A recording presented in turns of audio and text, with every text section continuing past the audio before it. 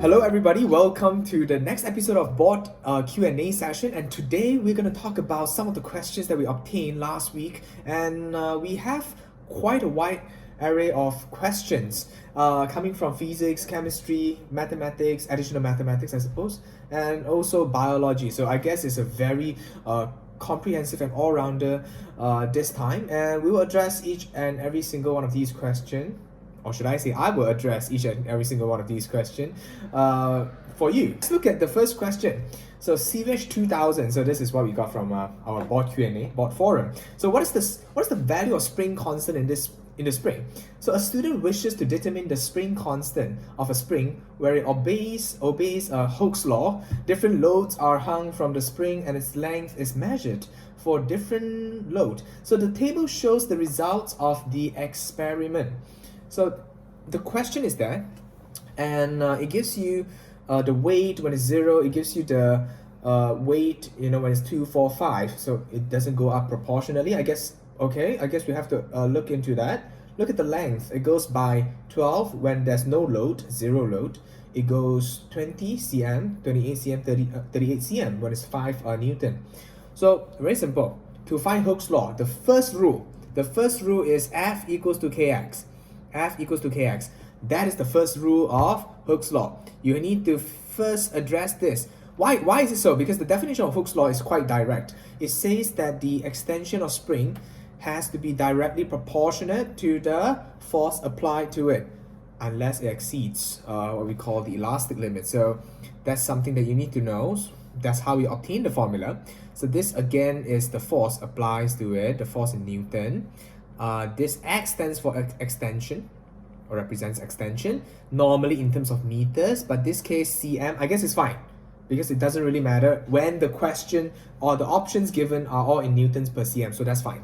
So how do we do this? Simple. First, we take the original. When the weight is 0, when the weight equals to 0, the length is 12 cm. So that's the original length. I mean, how do I know? Because when there's no weight attached to it, the length is 12 cm. That should be the original length. But when the weight is 2 newtons, the length extends to 20 cm. So in this case, quite easy to tell. Our main idea is to apply the formula, and I understand that the length is 12 cm. This is the original. Okay, let's just say this is the original. Okay, and this is extended. Extended. So extended. So what is the extension then? If you do the calculation, you do the math, you take 20, which is the final length, minus the original length. Your extension is 8 cm, which is what you need here. The extension is 8 cm. What about the weight? The weight, apparently, you're adding 2 newtons to it, so the rest is just formula application. So F equals to Kx. So F equals to Kx, your force is 2 Newton, K, length is 8 cm, so K equals to 2 over 8, which gives you 1 over 4 newtons per meter. In this case, newtons per cm. Okay, so that is the answer for the first question. So I hope you're okay, CVESH 2000. So what is the difference between cloning and asexual reproduction? Well, this is a great question. What is the difference between cloning and asexual reproduction? Okay, you guys got to understand. Asexual reproduction, in a way is a process of producing a genetically identical cell, which will give you what we call, the same offspring as parent. So it takes about one parent to get that. I believe cloning is the process of getting cloned. Clone is basically, it could be something that is genetically or morphologically identical. Okay, and normally for clone is more, put it this way, the main difference I would say is cloning is artificial. Asexual reproduction is natural. Why is it so? Because cloning, normally we do this thing called the tissue or cell culture. So we grow them in a lab, and then we try to duplicate and get it, we obtain it from normally one cell or group of cells, tissue or any, or anything of similar nature, and then we clone them. because we can just use the DNA and then culture them. But asexual reproduction is a very natural process whereby it happens, it happens as a process of, dividing itself. And just like, a few examples of asexual reproduction, if you come to think, there's binary fission, there is what we call the, spores formation, that's how they spread, and there's also, stem tubing, where they grow, another plant. We can do all these kind of, these are the few examples of sexual reproduction, and I believe the main difference is these two. Okay, so I hope this answers your question, INA 275, I guess. So yes, good one. So Adrian Tan, 14 people can paint 35 identical plates. Okay, that's the question. Good. Can someone solve question 5, please? Okay, 14 people can paint 35 identical plates in 2 hours. At this rate, what will be needed to paint 60 of the same plates in 2 hours and 2.5 hours? Okay, from what I see, I believe there are 3 different parts. So what do I mean by that? So let's just say the first thing is the people. Okay, we get the people element over here. The second thing is the plates, and the third thing is the hour. Okay, the time. So we have people, plates, and time. So okay, let's just say the first one, it says 14 people can paint 35 identical plates in 2 hours. The second one says, okay, I do not know what's the number of people, but 60 of the same plates, 60 plates in 2.5 hours. Okay, so this type of ratio question, I wouldn't say quite common, but it's there. But the idea is you have 3 different variables. So in this case, my suggestion, very simple, bring one of them down, okay, to the same variable. So by that, it means to say, find a commonality and then try to divide it, try to divide it by, a certain ratio where you bring it down to ratio 1. Then you can compare the 2 set of data easily. So what I do is, what I would suggest is I would divide this by 2, divided by 2, divided by 2. Why? I want to bring it down to 1. So if it's 1 hour, it would have been 17.5 plates, and it would be 7 people. Okay, so that's the first set of data. Okay, the first set of data. Okay, the second set of data, what I would do is I will try to divide it by 2.5, divided by 2.5, and divided by 2.5. What do I get? 1. So divided by 2.5, I suppose 24. Yeah, okay, should be, yeah, 24. So this is x over 2.5.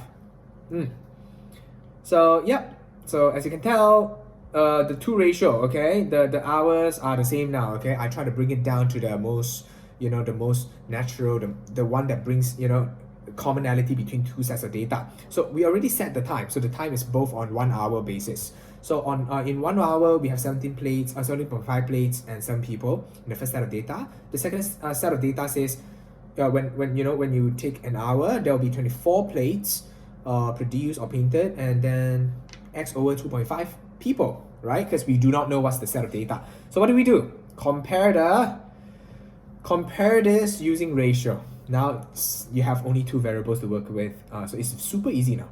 So what I would say is, let's just say, I like to put the unknown on top.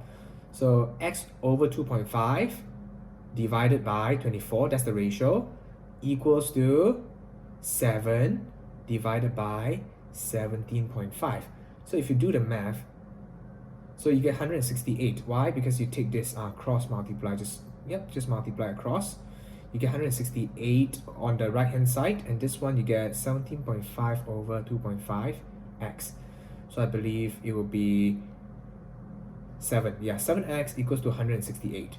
So what's your x? Yeah, x is representing the number of people, right? So in this case, if you divide it, so it will be 24 people. This will be 24 people. Sorry, I should write here. 24 people. Solved it. So Adrian Tan, here's your answer. All right. So, okay, the next one, let me just scroll this up a little bit for you. And yeah, Milo, yes, find the equation of the line in the form of y equals to mx plus c. So, okay, the curve, they said, y equals to x squared minus 2x plus 1 is drawn on a grid. A line is drawn on the same grid. The points of intersection of the line and the curve are used to solve the equation. So here we go. We have y equals to x squared minus 2x plus 1. This is given. Okay, points of intersection. They said a line is drawn on the same grid. What's a line? So let's just say a line has a formula mx plus c. I mean, I wouldn't know what's m, what's x, what's c. And then what happened here is that they said the point of intersection of the two lines, let's just say this is the first one, this is the second one, they intersect. And it kind of gives a solution of this. Okay, x squared minus 7x plus 5 equals to 0. I believe all you need to do now is to intersect the first given equation with an unknown equation to obtain that particular equation that's given. Okay, so okay, not too bad. This is quite a good question, quite solid. All you need to do is intersection, just do simultaneous equation will do. So I would say x squared minus 2x plus 1 equals to mx plus c. Why is it so? Because they are intersecting each other. So x squared minus 2x minus mx plus 1 minus c equals to 0. So you see, I just try to move it to the other side. So what happened is, you have this set of data. So what you need to do now is very simple. Compare. How do we compare? So this one I would just put negative 2 plus mx plus 1 minus c equals to 0. So if you look at it very clearly, right? So you notice that this entire thing is 7. This entire thing equals to 5. So you just have to compare it like that. Just compare, apple to apple, orange to orange. So 2 plus m equals to 7. So m equals to 5. So 1 minus c equals to 5. C equals to, just bring it to the other side, negative 4. So here's your m and c. So the last thing you need to do is to put it back, I suppose, to find the equation, right? So y equals to 5x minus 4. Answer to this question. Okay, and then let's go to the last question. It says, the mad scientist, 2 different hydrocarbon, each contain the same percentage by mass of hydrogen. It follows that they have the same, okay, so they have 4 options: empirical formula, number of atoms in a molecule, number of isomers, relative molecular mass. Okay, I believe in this case, to have the same percentage of, by the mass of hydrogen, right? Because it's a hydrocarbon. What's a hydrocarbon? The definition of hydrocarbon is known as it contains hydrogen and carbon only. So yeah, a chemical substance that contains hydrogen and carbon only. Okay, so now, how do we know that the percentage of hydrogen is always the same? The percentage by mass of hydrogen is always the same. Okay, I believe this has something to do with empirical formula already. Because empirical formula is what we call, a formula which, only obtain the simplest whole number ratio of the chemical compound, as opposed to molecular formula, which is the original number, the actual number of each atoms in the compound. So could you imagine if you have a compound that goes by C3H6, okay, an alkene, okay, this is a propene, and you have C2H4, right? C2H4. You can actually bring these two down to what? CH2. You can bring this down to CH2. You see, technically the percentage are the same. The amount of what they call, they say the mass of hydrogen, right? The amount of hydrogen concentration should be the same. Okay, let's just say I've got 6 hydrogen atoms, right? 6 hydrogen atoms. And this one I have 6 hydrogen atoms. Okay. So 4 hydrogen atoms, but according to the ratio, it should bring it down to the same thing. Okay, it should be 1 to 2. This one will still be 1 to 2. So technically, they will they will basically carry the same percentage by mass of hydrogen.